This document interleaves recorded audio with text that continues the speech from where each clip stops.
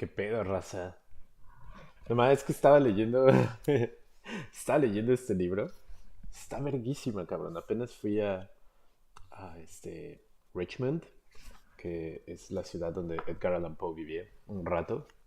Y fui a conocer su casa y todo. Y compré este libro. Es una edición perrísima de Penguin Classics que trae como todas. Trae todos los cuentos, pero organizados como de forma cronológica con respecto a pues sí, como que a las cosas que estaban pasando. No sé, no quiero echarles mucho choro. El chiste es que lo estaba leyendo y no mames, estaba en verga. Entonces lo voy a leer para que a lo mejor en algún momento lo vean mis sobrinos y la banda. Y pues por si a ustedes también les late este pedo. Este pedo es súper creepy. Vamos a leerlo juntos. Está bien verguísima. Perdón, mi pronunciación no es la más perfecta y todo, pero vale verga eso, ¿no? Y igual le voy a hacer unas pausas porque luego como que no, luego hay unas palabras que no entiendo, entonces tengo que pararme a googlearlas básicamente. Este, y pues estoy tomándome un chisquito y todo. Pero bueno, vamos a intentarlo. A ver qué tal. A ver qué tal sale esto. Ahí les va. Hoy. Es que ya leí la primera parte. No mames, está bien bueno. Voy a leer el clásico de Enterrado Vivo. El entierro prematuro se llama en inglés, ¿no? The Premature Burial. Dice, there are certain themes of which the interest is all absorbing. Ok, ok, hay que empezar de nuevo. Me puse nervioso. There are certain themes of which the interest is all absorbing, but which are too entirely horrible for the purposes of legitimate fiction. These the mere romanticist must eschew, if he do not wish to offend or to disgust. They are with property handled, only when the severity and majesty of truth sanctify and sustain them. We thrill, for example, with the most intense of pleasurable pain over the accounts of the passage of the Beresina, of the earthquake at Lisbon, of the plague at London, of the massacre of St. Bartholomew, or of the stifling of the 123 prisoners in the Black Hole at Calcutta. But in these accounts, it is the fact, it is the reality, it is the history which excites. As inventions, we should regard them with simple abhorrence. I have mentioned some few of the more prominent and august calamities on record, but in this it is the extent, not less than the character of the calamity, which so vividly impresses the fancy. I need not remind the reader that, from the long and weird catalogue of human miseries, I might have selected many individual instances, more replete with essential suffering, than any of these vast generalities of disaster. The true wretchedness, indeed, the ultimate woe, is particular, not diffuse. That the ghastly extremes of agony are endured by men in the unit, and never by men the mass, for this let us thank a merciful God. No mames, está verguísima, ¿no? Sí, sí, sí, sí. Bueno, no lo voy a explicar porque qué hueva, ¿no? Pero está muy cabrona. Um, to be buried while alive is, beyond question, the most terrific of these extremes which has ever fallen to the lot of mere mortality. That that it has frequently, very frequently, so fallen will scarcely be divined by those who think. The boundaries which divide life from death are at best shadowy and vague. Who shall say where the one ends and where the other begins? We know that there are diseases in which occur total cessations of all the apparent functions of vitality, and yet in which these cessations are merely suspensions, properly so called. They are only temporary pauses in the incomprehensible mechanism. A certain period elapses, and some unseen mysterious principle again sets in motion the magic pinions and the wizard wheels. The silver cord was not forever loosed, nor the golden ball irreparably broken. But where, meantime, was the soul?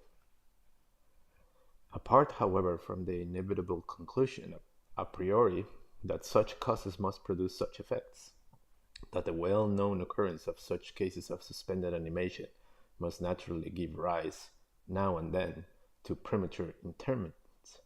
Apart from this consideration, we have the direct testimony of medical and ordinary experience to prove that a vast number of such interments have actually taken place. Oh, ahí viene lo cabrón. Ahí viene lo bueno. I might refer at once, if necessary, to 100 well-authenticated instances, one of very remarkable character, one of which the circumstances may be fresh in the memory of some of my readers, occurred, not very long ago, in the neighboring city of Baltimore, but it occasioned a painfully intense and widely extended excitement. The wife of one of the most respectable citizens. Excuse me, es que estaba tomando coca. The wife of one of the most respectable citizens, a lawyer of eminence and a member of Congress, was seized with a sudden and unaccountable illness, which completely baffled the skill of her physicians. After much suffering, she died, or was supposed to die. No one suspected, indeed, or had reason to suspect that she was not actually dead. She presented all the ordinary appearances of death. The face assumed the usual pinched and sunken outline. The lips were of the usual marble pallor. The eyes were lusterless. There was no warmth. Pulsation had ceased. For 3 days the body was preserved unburied, during which it had acquired a stony rigidity. The funeral, in short, was hastened on account of the rapid advance of what was supposed to be decomposition. O sea, que lucía que estaba muerta, ¿no? Que ya, pues, estaba muerta.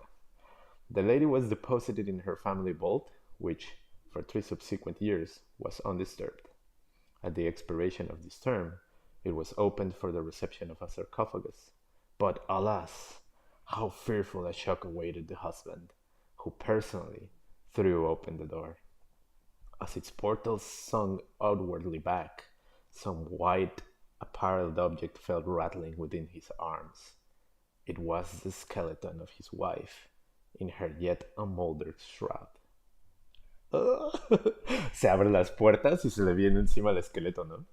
A careful investigation rendered it evident that she had revived within 2 days after her entombment, that her struggles within the coffin had caused it to fall from a ledge, or a shelf, to the floor, where it was so broken as to permit her escape. A lamp, which had been accidentally left full of oil within the tomb, was found empty. It might have been exhausted, however, by evaporation.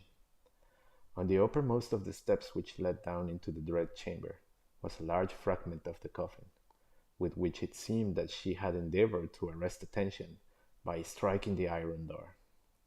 While thus occupied, she probably swooned, or possibly died, through sheer terror, and in falling, her shroud became entangled in some ironwork which projected interiorly. Thus she remained, and thus she rotted, erect. Está la verga. No mames. In the year 1810, a case of living inhumation happened in France, attended with circumstances which go far to warrant the assertion that truth is, indeed, stranger than fiction. Este güey escribe bien verga, güey. The heroine of the story was a Mademoiselle Victorine Lafourcade, a young girl of illustrious family, of wealth, and of great personal beauty. Among her numerous suitors was Julien Bossuet. No sé si estoy pronunciando bien el nombre. Bossuet, a poor litterateur or journalist of Paris. His talents and general amiability had recommended him to the notice of the heiress, by whom he seems to have been truly beloved. But her pride of birth decided her, finally, to reject him, and to wed a Monsieur René, a banker and a diplomatist of some eminence. Muy mal. After marriage, however, this gentleman neglected, and perhaps even more positively ill-treated her. Having passed with him some wretched years, she died. At least her condition so closely resembled death as to deceive everyone who saw her. She was buried, not in a vault, but in an ordinary grave in the village of her nativity. Filled with despair, and still inflamed by the memory of a profound attachment, the lover journeys from the capital to the remote province in which the village lies, with the romantic purpose of disinterring the corpse and possessing himself of its luxuriant tresses. Que era su mamá. Lo que, que el güey fue a donde estaba ya enterrada, ¿no? Con el propósito romántico de desenterrar el cuerpo y hacerse con los tresses, ¿cómo se llama? Con el cabello de la morra, ¿no? Pero este güey, con el propósito romántico, ¿no? Okay. He reaches the grave. At midnight, he unearths the coffin, opens it, and is in the act of detaching the hair when he is arrested by the unclosing of the beloved eyes. In fact, the lady had been buried alive. Vitality had not altogether departed, and she was aroused by the caresses of her lover from the lethargy which had been mistaken for death. He bore her frantically to his lodgings in the village. He employed certain powerful restoratives suggested by no little medical learning. In fine, she revived. She recognized her preserver.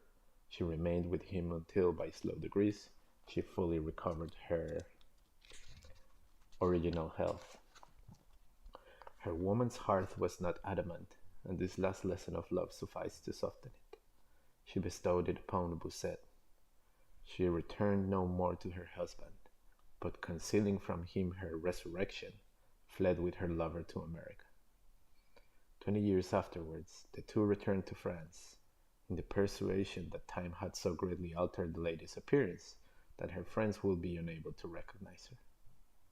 They were mistaken, however, for at the first meeting, Monsieur René did actually recognize and make claim of his wife. This claim she resisted, and a judicial tribunal sustained her in her resistance, deciding that the peculiar circumstances, with the long lapse of years, had extinguished, not only equitably, but legally, the authority of the husband.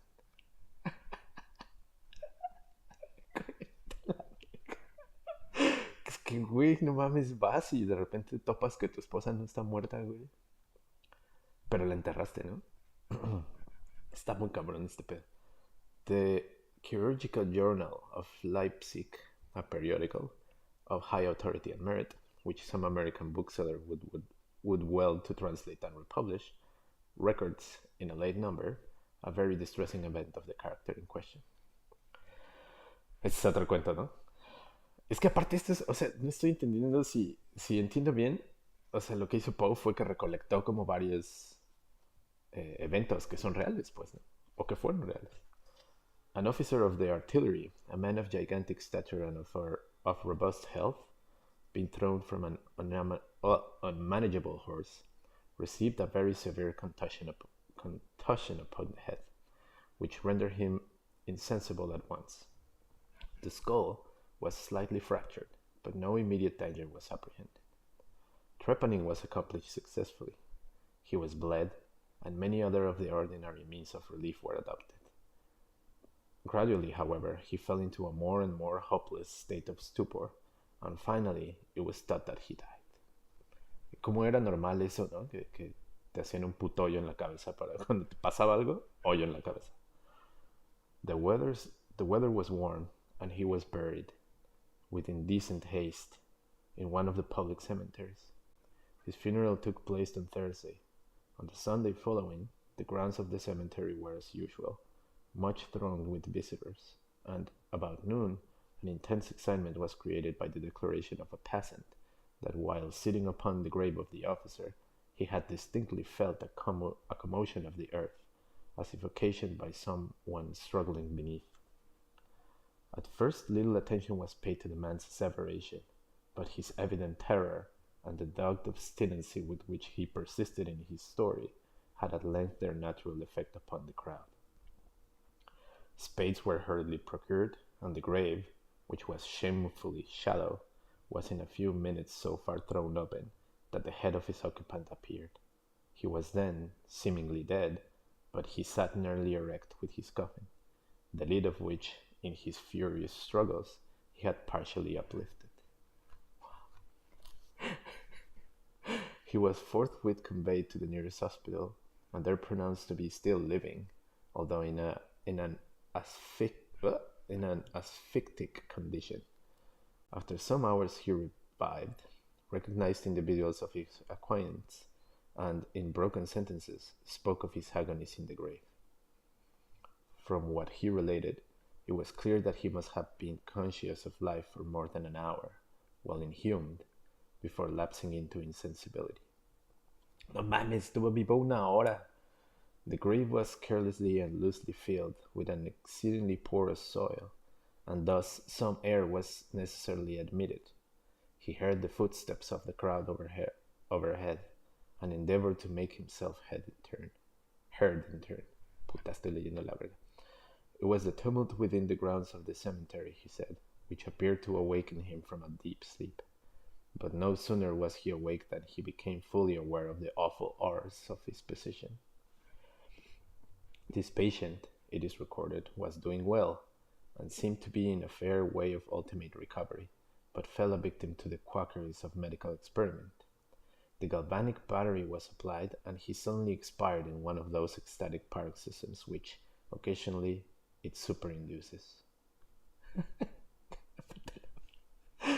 The mention of the galvanic battery, nevertheless, recalls to my memory a well-known and very extraordinary case in point, where its action proved the means of restoring to animation a young attorney of London, who had been interred for 2 days. This occurred in 1831, and created at the time a very profound sensation wherever it was made the subject of converse. O sea, uno lo mataron dándole toques y al otro lo revivieron a la verga. A ver, ahí va la historia al que lo revivieron, ¿no? The patient, Mr. Edward Stapleton, had died apparently of typhus fever, accompanied with some anomalous symptoms which had excited the curiosity of his medical attendants. Upon his seeming disease, his friends were requested to sanction a post-mortem examination, but declined to permit it. As often happens, when such refusals are made, the practitioners resolved to disinter the body and dissect it at leisure in private. Arrangements were easily effected with some of the numerous corps of body snatchers with which London abounds, and, upon the 3rd night after the funeral, the supposed corpse was unearthed from a grave 8 feet deep and deposited in the operating chamber of one of the private hospitals. An incision of some extent had been actually made in the abdomen, when the fresh and undecayed appearance of the subject suggested an application of the battery. One experiment succeeded another, and the customary effects supervened, with nothing to characterize them in any respect, except, upon 1 or 2 occasions, a more than ordinary degree of lifelikeness in the convulsive action. Pues estos cabrones estaban desenterrando gente y dándole toques para ver si los podían revivir. Estaba verguísima este pedo. It grew late, the day was about to dawn, and it was thought expedient at length to proceed at once to the dissection. A student, however, was especially desirous of testing a theory of his own, and insisted upon applying the battery to one of the pectoral muscles.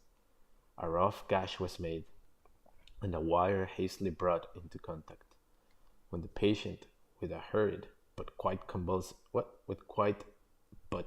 unconvulsive movement, arose from the table, stepped into the middle of the floor, gazed about him uneasily for a few seconds, and then spoke.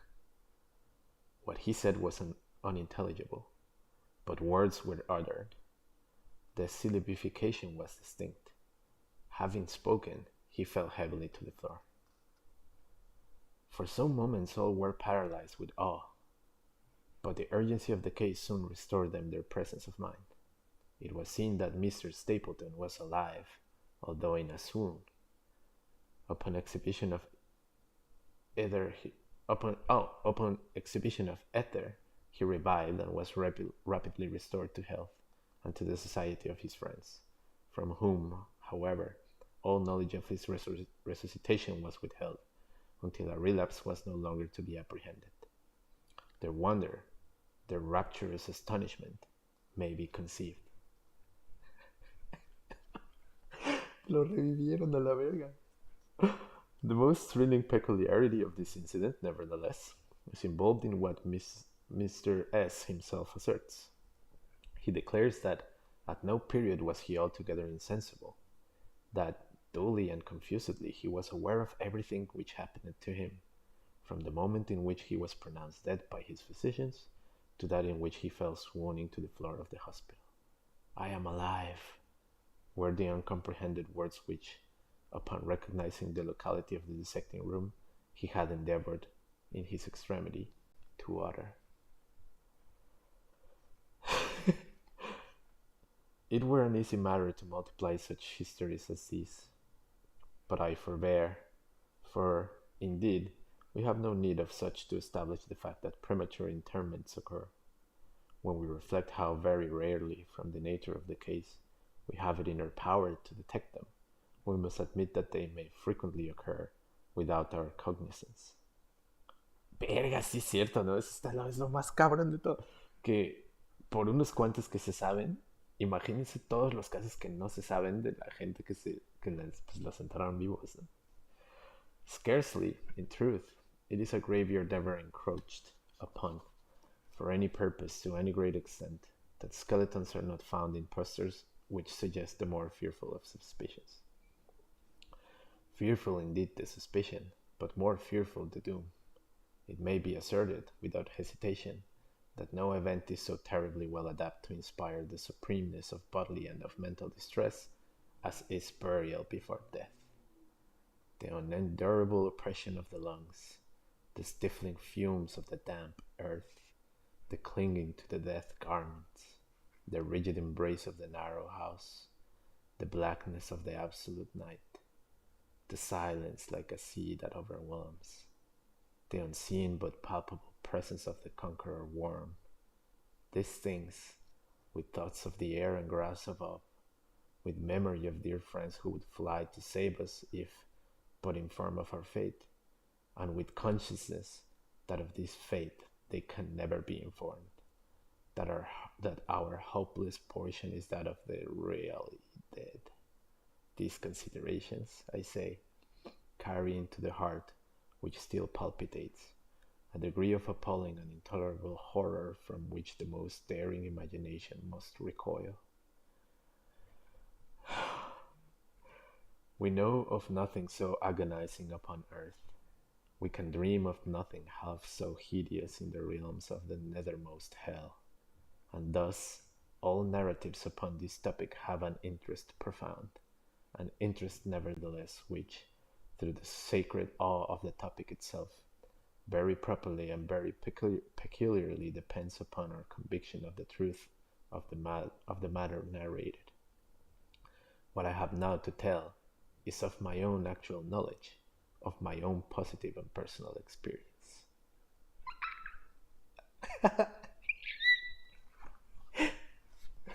Verga, tengo terapia en media hora. Pero aguanta.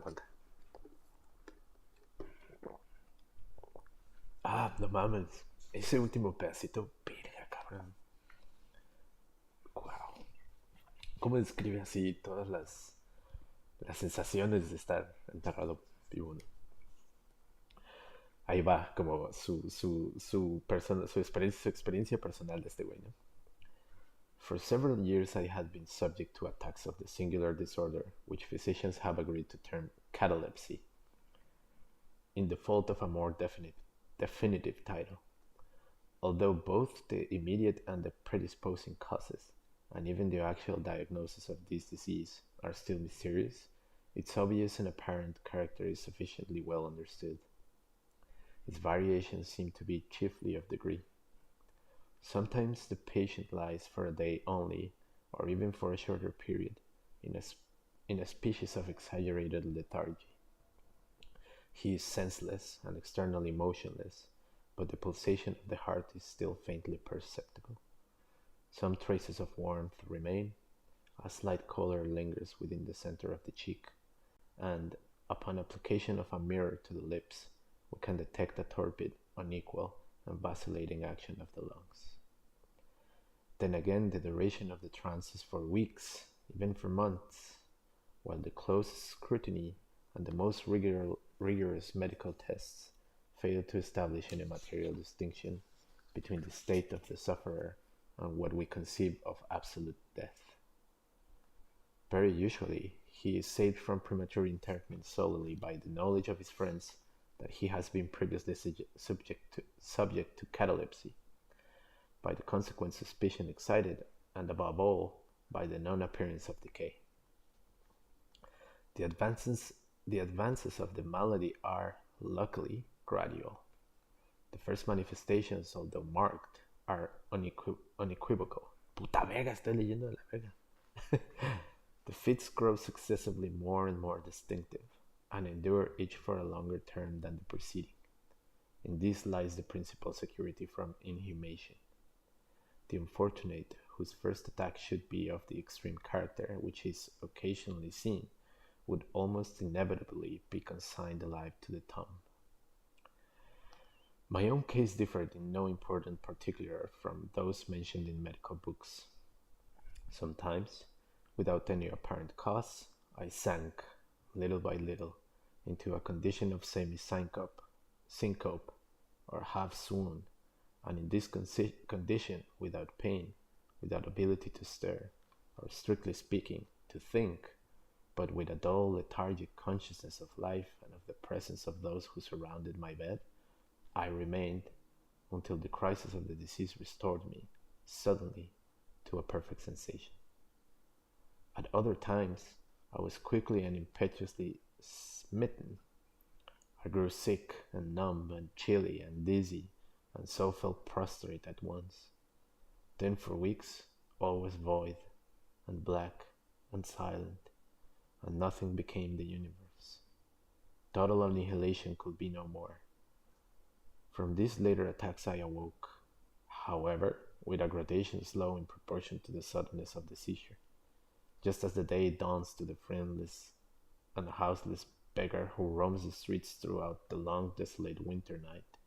Just so tardily, just so wearily, just so cheerily came back the light of the soul to me.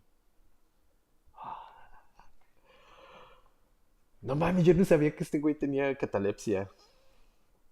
Apart from the tendency to trance, however, my general health appeared to be good, nor could I perceive that it was at all affected by the one prevalent malady, unless, indeed, an idiosyncrasy in my ordinary sleep may be looked upon as superinduced.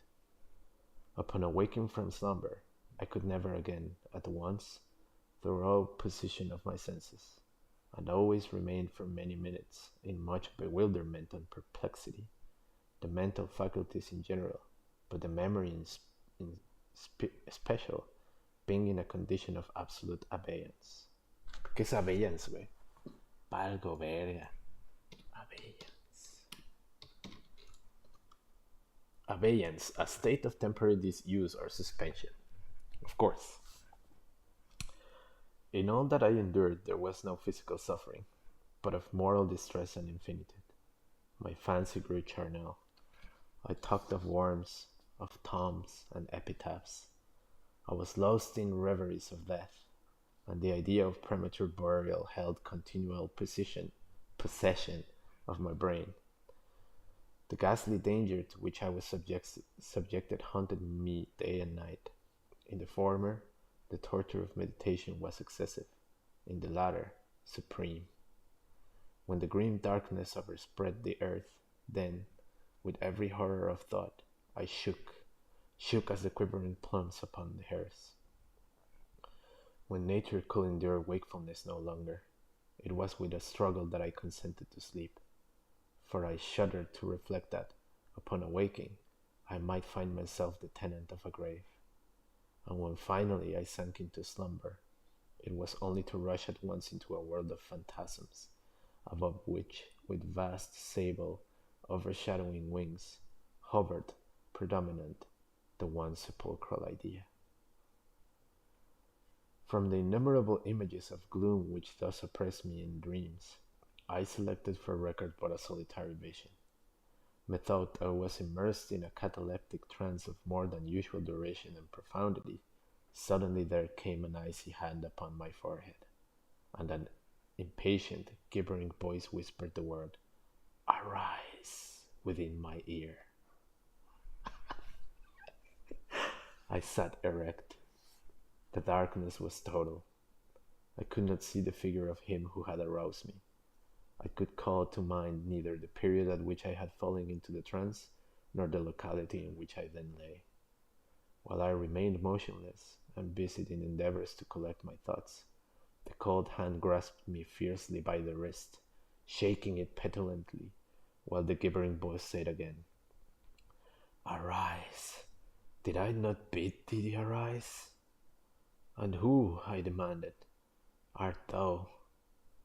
"I have no name in the regions which I inhabit," replied the voice mournfully. "I was mortal, but am fiend.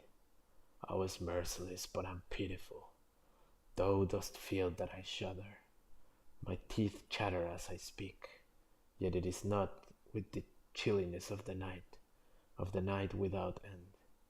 But this hideousness is insufferable. How canst thou tranquilly sleep? I cannot rest for the cry of these great agonies. These sights are more than I can bear. Get thee up, come with me into the outer night, and let me unfold to thee the graves. Is not this a spectacle of woe? Behold!" I looked, and the unseen figure which still grasped me by the wrist had caused to be thrown open the graves of all mankind, and for each issued the faint phosphoric radiance of decay, so that I could see into the innermost recesses, and there view the shrouded bodies in their sad and solemn slumbers with a worm. But alas, the real sleepers were fewer, by many millions, than those who slumbered not at all, and there was a feeble struggling, and there was a general sad unrest, and from out the depths of the countless pits there came a melancholy rustling from the garments of the buried, and of those who seemed tranquilly to repose, I saw that a vast number had changed, in a greater or less degree, the rigid and uneasy position in which they had originally been entombed, and the voice again said to me as I gazed, "Is it not, oh, is it not a pitiful sight?" But before I could find the words to reply, the figure had ceased to grasp my wrist. The phosphoric lights expired, and the graves were closed with a sudden violence, while from out of them arose a tumult of despairing cries, saying again, "Is it not, oh God, is it not a very pitiful sight?" Fantasies such as these, presenting themselves at night, extended their terrific influence far into my waking hours. My nerves became thoroughly unstrung, and I fell a prey to a perpetual horror. I hesitated to ride, or to walk, or to indulge in any exercise that would carry me from home. In fact, I no longer dared trust myself out of the immediate presence of those who were aware of my proneness to catalepsy, lest, falling into one of my usual fits, I should be buried before my real condition could be ascertained. I doubted the care, the fidelity of my dearest friends. I dreaded that, in some trance of more than customary duration, they might be prevailed upon to regard me as irrecoverable. I even went so far as to fear that, as I occasioned much trouble, they might be glad to consider any very protracted attack a sufficient excuse for getting rid of me altogether. It was in vain that they endeavored to reassure me by the most solemn promises.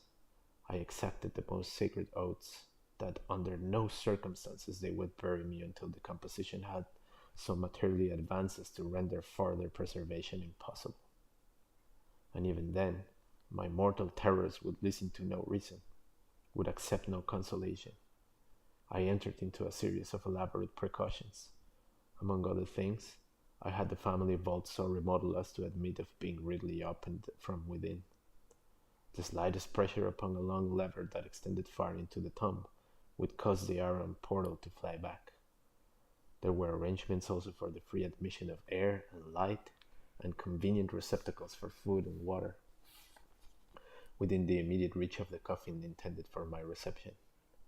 This coffin was warmly and softly padded, and was provided with a lid, fashioned upon the principle of the bolt door, with the addition of springs so contrived that the feeblest movement of the body would be sufficient to set it at liberty.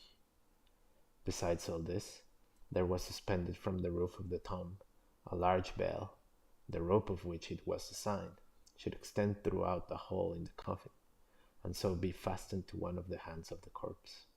But alas, what avails the vigilance against the destiny of man?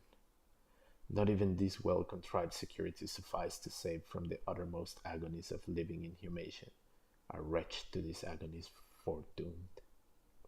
Vete a la verga. Ese güey, ese que pues ya estaba bien, pues ya tenían ansiedad. Teníamos ansiedad los dos. Ay. There arrived an epoch, as often before there had arrived, in which I found myself emerging from total unconsciousness into the first feeble and indefinite sense of existence. Slowly, with a tortoise gradation, approached the faint grey dawn of the psychal day.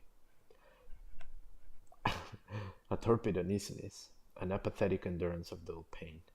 No care, no hope, no effort.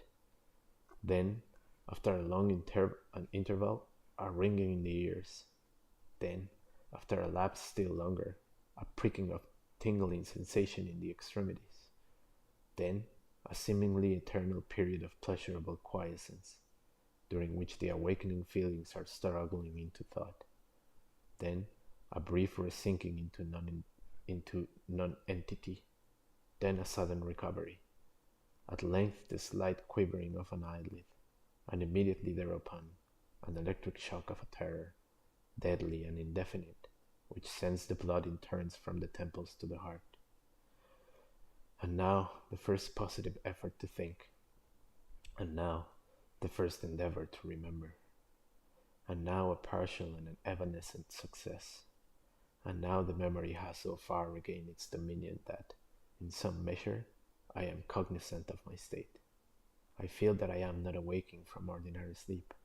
I recollect that I have been subjected to catalepsy, and now, at last, as if by the rush of an ocean, my sheltering spirit is overwhelmed by the one grim danger, by the one spectral and ever prevalent idea. No mames, güey. A la verga. For some minutes after this fancy possessed me, I remained without motion. And why? I could not summon courage to move. I dared not make the effort which was to satisfy me of my fate, and yet there was something at my heart which whispered me it was sure. Despair, such as no other species of wretchedness ever calls into being. Despair alone urged me, after long irresolution, to uplift the heavy lids of my eyes. I uplifted them. It was dark, all dark. I knew that the fit was over. I knew that the crisis of my disorder had long passed. I knew that I had now fully recovered the use of my visual faculties. And yet it was dark, all dark. The intense and utter raylessness of the night that endureth for evermore. Voy a leer otra vez esa última parte. I knew that I had now fully recovered the use of my visual faculties, and yet it was dark, all dark, the intense and utter raylessness of the night that endureth for evermore. Qué pendejo. I endeavored to shriek, and my lips and my parched tongue moved convulsively together in the attempt, but no voice issued from the cavernous lungs, which, oppressed as if by the weight of some incumbent mountain, gasped and palpitated with the heart at every elaborate and struggling inspiration. The movement of the jaws, in this effort to cry aloud, showed me that they were bound up, as is usual with death.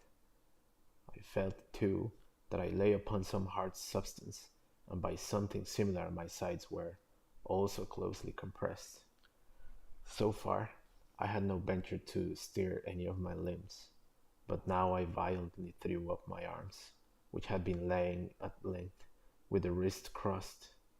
They struck a solid wooden substance, which extended above my person at an elevation of no more than 6 inches from my face. I could no longer doubt that I reposed within a coffin at last.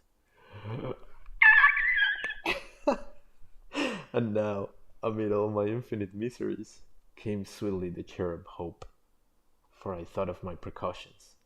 I writhed and made spasmodic exertions to force open the lid. It would not move. I felt my wrist for the bell rope. It was not to be found. And now the comforter fled forever, and a still sterner despair reigned triumphant. Oh, excuse me, for I could not, for I could not help perceiving the absence of the paddings which I had so carefully prepared. And then, too, there came suddenly to my nostrils the strong peculiar odor of moist earth. The conclusion was irresistible. I was not within the vault.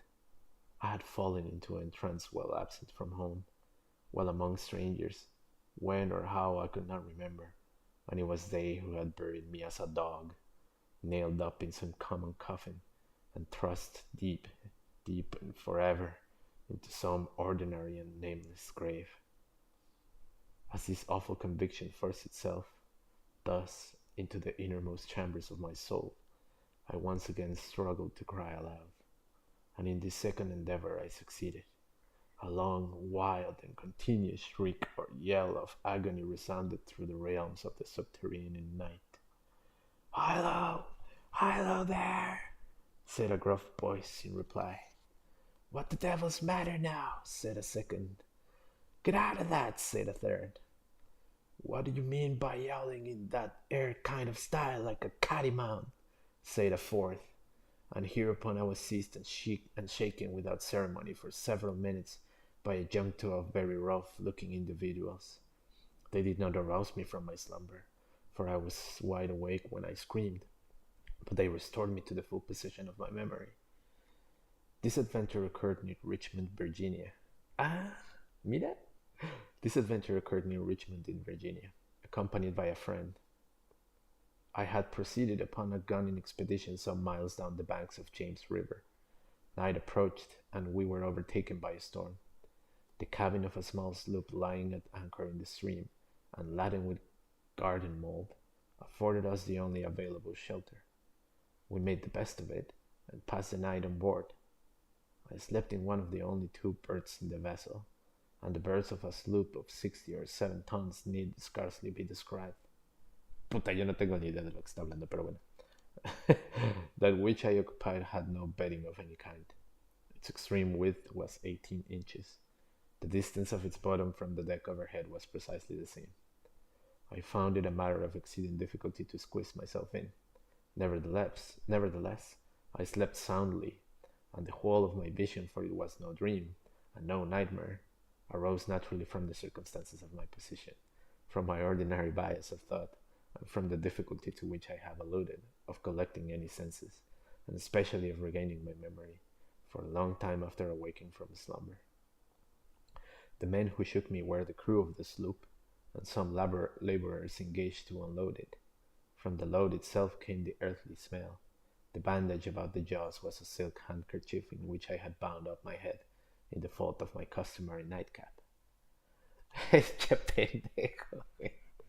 Pues va y se mete. Pues que se durmió. Pues sí, qué pendejo, ya lo entendí. The tortures endured, however, were undoubtedly quite equal for the time to those of actual sepulture. They were inconceivably hideous, but out of evil proceeded good. For their very excess wrought in my spirit an inevitable revulsion. My soul acquired tone, acquired temper. I went abroad. I took vigorous exercise.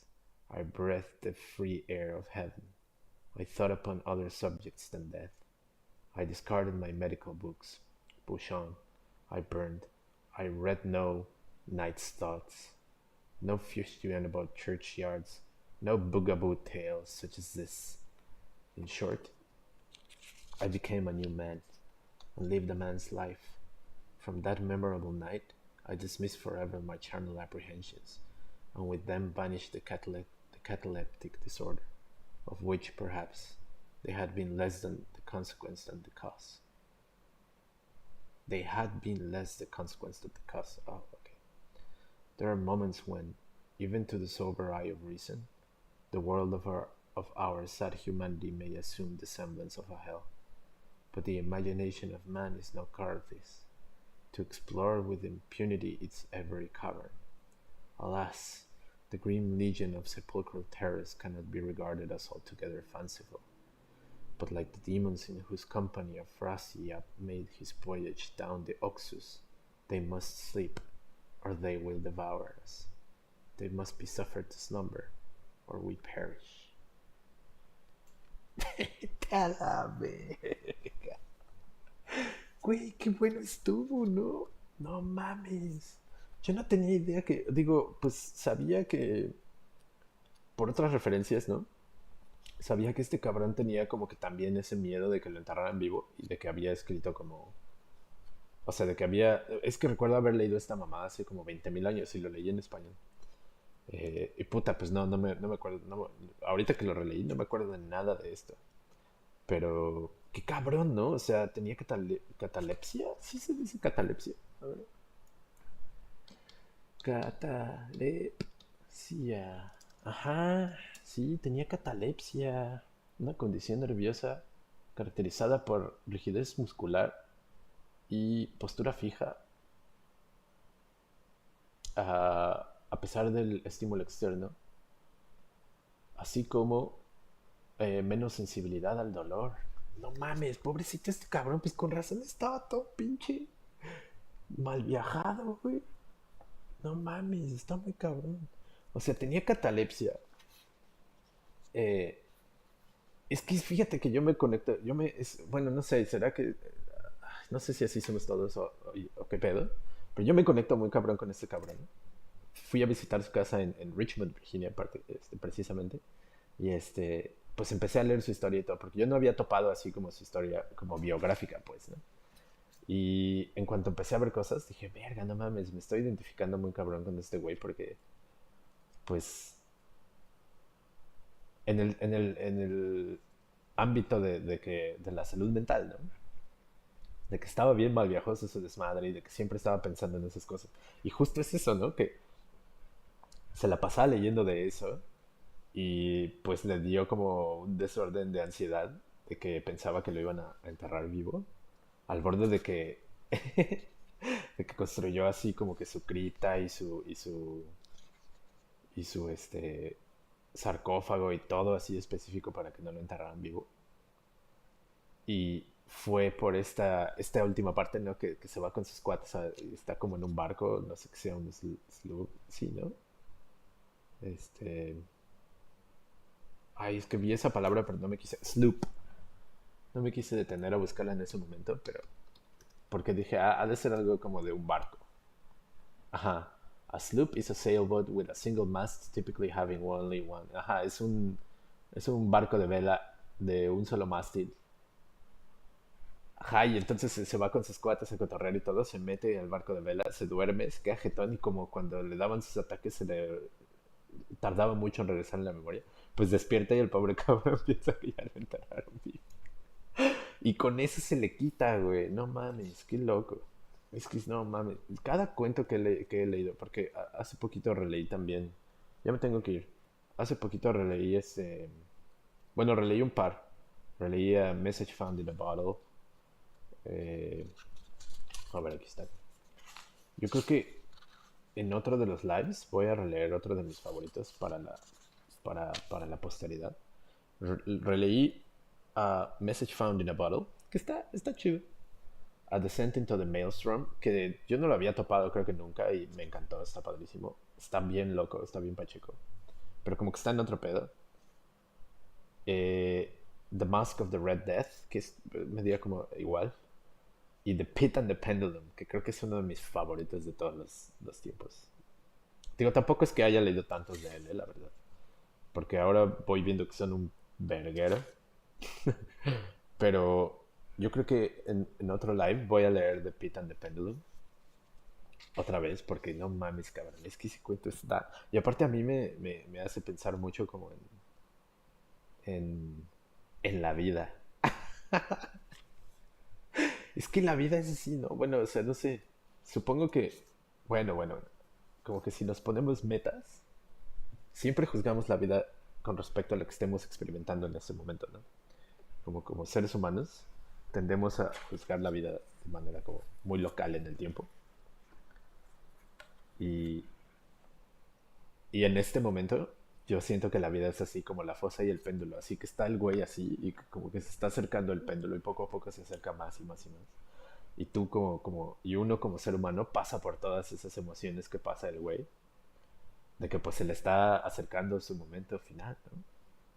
No sé, será que yo estoy muy pacheco ahora.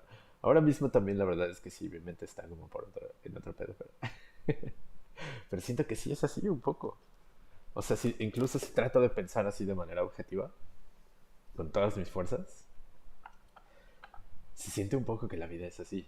Vamos a leerlo a la próxima, pero ya me voy porque tengo terapia. Nos vemos, cuídense. Gracias a mis dos viewers, los amo.